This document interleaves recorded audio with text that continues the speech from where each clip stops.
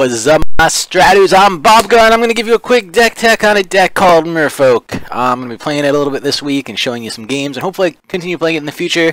First up, let's talk about land base. Run 7 islands. Islands are great in a mono blue deck, obviously. The only reason I only run 7 is because there are a bunch of hate cards for it. Boil and Choke are the big ones. Boil is red, it destroys all islands. Choke is green, it keeps all islands from untapping. It's an enchantment. So both of those are very powerful, and we want to have some way to deal with them being out. And so the way we deal with those are by having a bunch of non-basic lands.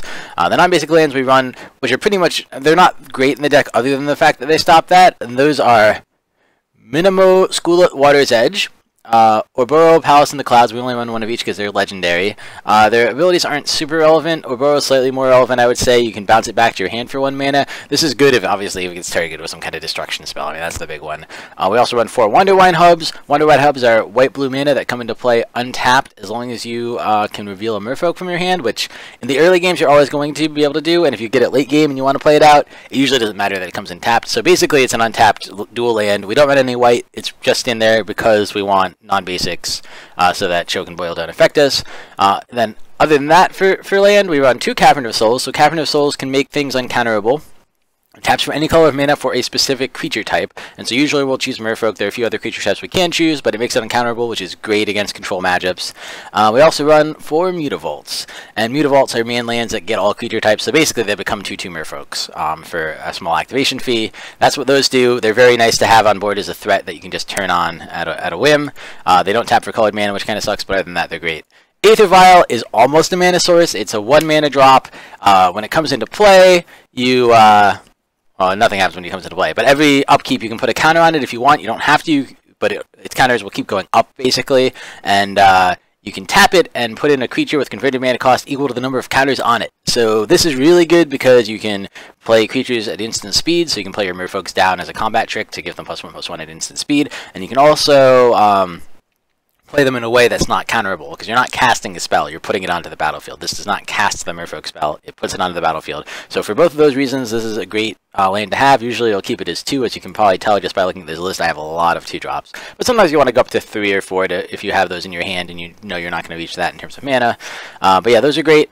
Other 1-drops, Vapor Snag is just a utility spell, bounces a creature back to your hand. You can use it on your opponent to, stop one of his attacks that might kill you, or take his creature off the board so that you can swing in. And you can also use it on yourself. It kind of sucks to use it on yourself, but it's only 1 mana, and you can return a guy to your hand who was targeted with a kill spell if you need to save him. So it's just a good all-around utility spell. I only run 2. I think it's about the right number to run. I also run 4 Cursecatchers, so this is the first Merfolk card that we're going to talk about. It's just a 1/1, but it has kind of a nifty ability. You can sacrifice it to counter-target sorcery or instant. Unless the controller pays 1. So this is great against a lot of control matchups and combo matchups where they have instants and sorceries they really need to play, and this will just slow them down by a turn. Or they'll want to kill spell one of your better creatures and they only have enough mana to just barely do it, and you can just say, oh, well, you actually kill this one because I'll just sack him for it. It comes in handy a lot. He also becomes a pretty big beater with all the lords once the lords all come down. So he's kind of your ideal 1-drop Merfolk. Very good card. Then we move on to the 2-drops. So I'll just go top to bottom here. Phantasmal Image is an interesting card. It lets you copy other creatures on the battlefield. Usually you're going to use this to copy one of your own lords. Occasionally you'll use it on your opponent if your opponent's managed to get out some totally crazy bomb creature. But it's a great spell. It's a 2-mana clone, basically. The one drawback is if this creature becomes the target of a spell or ability, you have to sacrifice it. So it has that kind of, I think it's typical for illusions, which it is, so it has that drawback to it. But otherwise, it's an amazing card. Some lists are starting to run more than 2. When I first made this, I only ran 1 because that's what most lists were running, but now I'm seeing lists run 3 or 4, but 2 seems fine. I like that number. That's what I'm sticking with for now. Silvergill Adept is a kind of utility Merfolk. She is great because she replaces herself. So the way she works is you can pay her for 2 mana, but if you do, you have to reveal a Merfolk card from your hand. When it comes into play, you draw a card. It's great. It's card advantage. It's a 2/1 Merfolk that gives you a card back. You also don't have to pay you don't have to reveal a card or pay the 3 if you bring it in with Æther Vial, since it is a 2 converted mana cost spell, even though it has that additional cast ability that only happens on cast, not on entering the battlefield, so you can Æther Vial it in and kind of skip that. So great card all around. One of my favorite 2-drops to use just because, especially if they have kill spells up, that value really makes it a great card. Spreading Seas. So Spreading Seas is a way to turn usually an opponent's land, sometimes you use it on your own, but very rarely, into an island. The big reason to do this is to turn on your island walk. So for the next couple lords we'll talk about, they give all your merfolks island walk, and so it's very useful to have your opponent's lands be an island. It also, against some decks, almost acts as land destruction. I mean, against Tron, if you turn their Tron piece into an island instead of being a Tron piece, it's going to slow them way down on building Tron. Likewise with the Eldrazi. So it's very good in that respect too, of just like taking them off the colors they need to be an effective deck. So yeah, a great card all around. This also draws you a card when you play it, so it also replaces itself. Same thing that the Silvergill Adept does. So it just gives you card advantage and an on-board advantage. So both of those are great.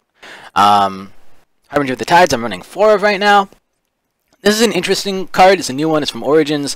You can pay it for 2 or for 4. If you pay it for 4, you can use it as if it had flash. For 2, you have to play it as a normal creature. And when it comes into play, you can return an opponent's tapped creature to his hand. This card can be a big turnaround for you. You can take his blocker off the board. You can also combo it with Merrow Reejerey, who we'll talk about later, to just blink whichever creature on the battle and return whatever opponent creature on the battlefield you want to return to his hand. So it's great. Then we get into the 2 lords, Lord of Atlantis and Master of the Trident. These guys are literally identical, except for their name. They both are 2/2s. They both give other merfolks you control +1/+1, and they both give other merfolks you control island walk. So these guys are kind of the powerhouse of the deck. They're lords that make your merfolk big. They're only 2 mana, and they give them a relevant ability that combos super well with these Spreading Seas that we have. And then the last 2-drop is Tidebinder Mage. A lot of decks play him from the sideboard, but I've seeing more and more play him from the main board. He's kind of a situational merfolk. When he comes into play, you tap target green or red creature, and it doesn't untap until your opponent's next end step. So that's obviously only good against green and red decks, which are not all the decks. So it's a situational card, but no matter what, he's a 2/2 merfolk, so he's always good. He's always, he's always a bear. He's just a bear with a super relevant ability. In some matchups it can be a blowout, and in some matchups it's not that good. It just depends. So yeah, if you're not against green and red, sometimes you'll sideboard him out for removal or for other things. 3 drops. Merrow Reejerey is our other. This is kind of our last lord in the deck. Gives other merfolks +1/+1, and his ability is really neat. Whenever you cast the merfolk, you can't Æther Vial them in, you have to cast them, but whenever you cast them, you get to tap or untap a target permanent.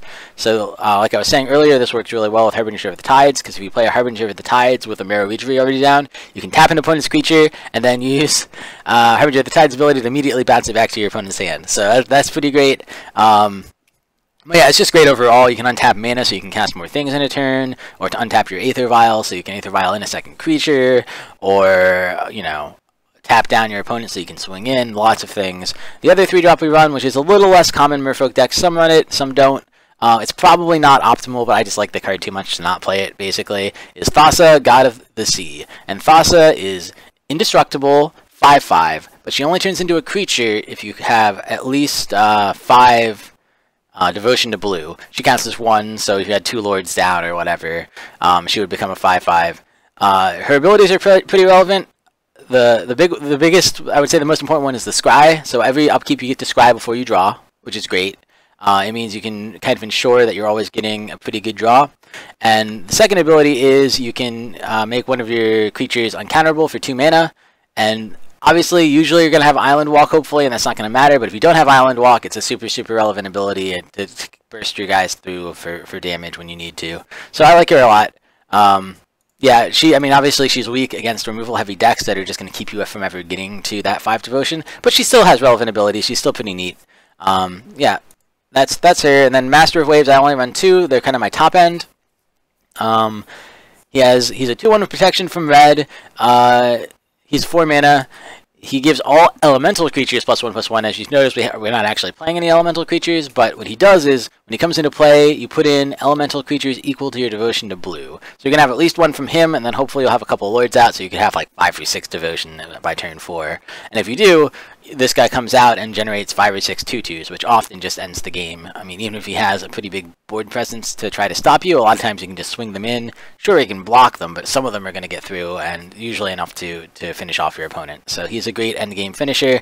Again, he's weak if you're playing against removal decks a lot, just because his devotion will be pretty low, but he's still like a 2/1 who brings out a 2/1, even if you just play him on an empty board, which is not totally terrible. And he has protection from red, so he can dodge things like Lightning Bolt. So yeah, just an all-around good card. Other cards. This is my sideboard. I run 2 Seize Claim. So Seize Claim is basically the same as Spreading Seas. It doesn't draw you a card, but it only costs 1 mana. That's the big difference.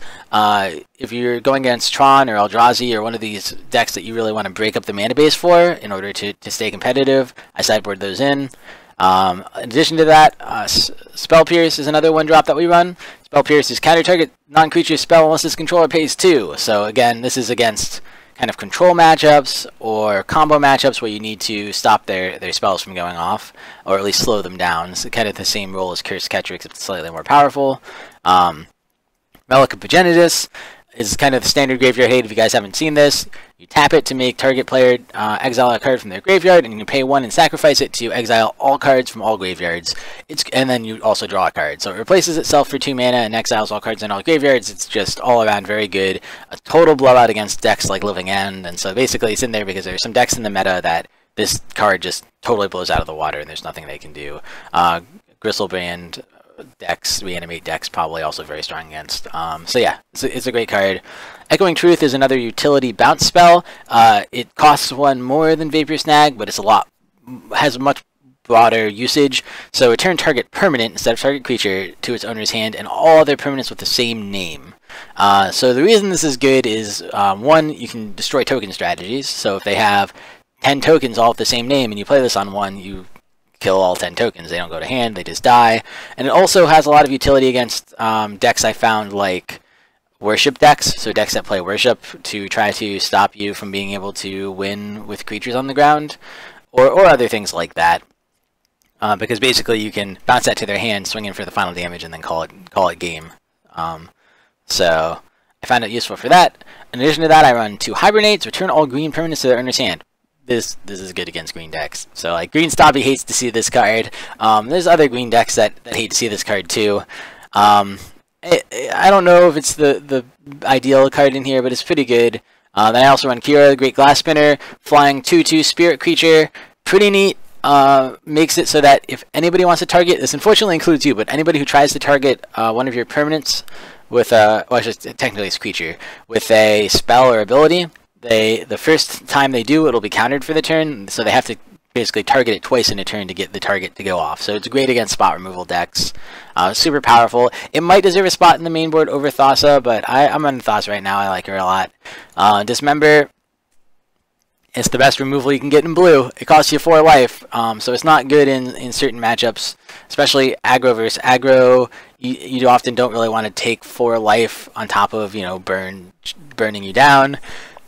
But it's a very powerful magic card, and not much else to say. I think it's one of the most played in Modern right now, partly because the Eldrazi use it also as their removal.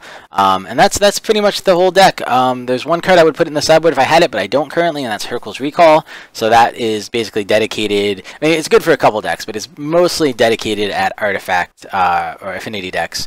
It returns all artifacts to their owner's hand. I mean, it's also pretty good against things like Lantern Control, which run a lot of artifacts, but mostly it's for affinity, and affinity is a lot of the meta right now. I just don't have them, and I haven't bothered to buy them yet. So if I put those in, I think the sideboard would be slightly stronger. But that's the deck. I think it's pretty strong. I'm going to make a couple videos for you guys so you can watch me play it, and I will see you guys next time. Woo! Take it easy. Thank you for watching. Please like and subscribe. It really helps us out. You can find us on Twitter at MagicGathStrat, Facebook /MagicGatheringStrat, or on the web, magicgatheringstrat.com. There you can find articles and free prize-supported leagues. This is all brought to you by our Patreons and cardhoarder.com. If you enjoyed this content, please consider supporting us at patreon.com/magicgatheringstrat.